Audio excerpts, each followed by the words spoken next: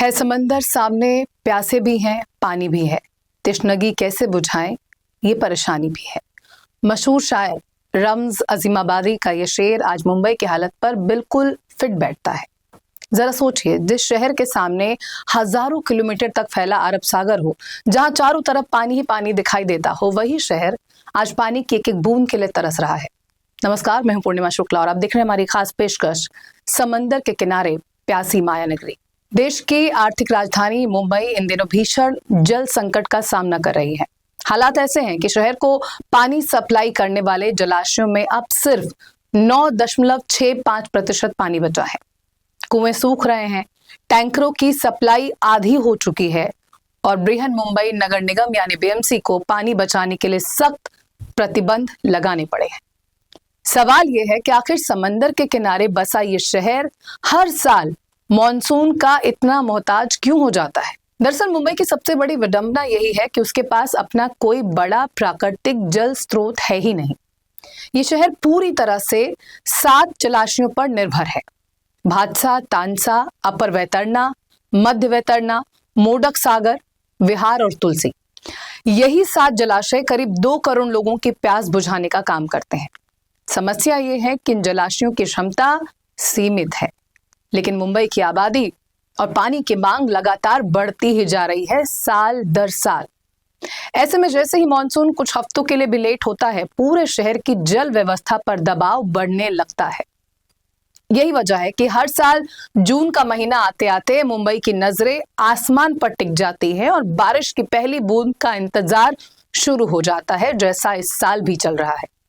लेकिन क्या वाकई मुंबई में पानी की कमी है या फिर समस्या कहीं और है? इस सवाल का जवाब कई विशेषज्ञ पानी की उपलब्धता से ज्यादा उसके प्रबंधन में तलाशते हैं। यानी मैनेजमेंट कैसा है शहर का पानी को लेकर, यह बड़ा गंभीर सवाल है। शहर का पाइपलाइन नेटवर्क दशकों पुराना हो चुका है। कई जगहों पर पाइपलाइन में भारी रिसाव होता है, जिसके कारण लाखों लीटर पानी लोगों तक पहुंचने से पहले ही बर्बाद हो जाता है। इसे ऐसे समझिए, आप एक बाल्टी में पानी भर रहे हैं, लेकिन बाल्टी के नीचे कई छेद हैं। आप जितना पानी डालेंगे उतना ही बाहर निकलता जाएगा। मुंबई की जलापूर्ति व्यवस्था भी कुछ ऐसी ही हो गई है। इसके अलावा अवैध कनेक्शन और व्यावसायिक उपयोग के कारण भी बड़ी मात्रा में पानी का दुरुपयोग होता आया है, आज भी बदस्तूर जारी है। नतीजा ये होता है कि जरूरतमंद लोगों तक पर्याप्त पानी नहीं पहुंच पाता। मुंबई के जल संकट का एक और कड़वा सच है पानी के वितरण में असमानता। शहर के कई पॉश इलाकों में पानी की कमी शायद ही महसूस होती है, लेकिन झुग्गी झोपड़ियों और निचले इलाकों में आज भी लोग टैंकरों के पीछे भागते दिखाई देते हैं। कई परिवारों को रोजाना घंटों लाइन में लगकर पानी भरना पड़ता है। यानी ये सिर्फ पानी की कमी की कहानी नहीं है, बल्कि संसाधनों के असमान वितरण की भी एक कड़वी सच्चाई है। एक तरफ ऊंची ऊंची इमारतों में पानी की उपलब्धता बनी रहती है, तो दूसरी तरफ हजारों परिवार एक बाल्टी पानी के लिए संघर्ष करते हैं। अब सवाल उठता है कि जब मुंबई समंदर के किनारे बसा शहर है, तो समुद्र के पानी को पीने योग्य क्यों नहीं बना दिया जाता? आखिर सऊदी अरब, यूएई और इजराइल जैसे देश यही तो करते आए हैं, जिससे वहां पानी की किल्लत नहीं है। और इसका जवाब है डिसैलिनेशन तकनीक, जिसके जरिए समुद्र के खारे पानी को मीठे पानी में बदल दिया जाता है। तकनीकी रूप से ये बिल्कुल पॉसिबल है और मुंबई में इस दिशा में चर्चा होती रही है। ऐसा नहीं है कि इसको अछूत माना जाता है, लेकिन इसकी सबसे बड़ी चुनौती जानते हैं क्या है? इसकी लागत। डिसैलिनेशन प्लांट लगाने और उन्हें चलाने में भारी खर्चा आता है।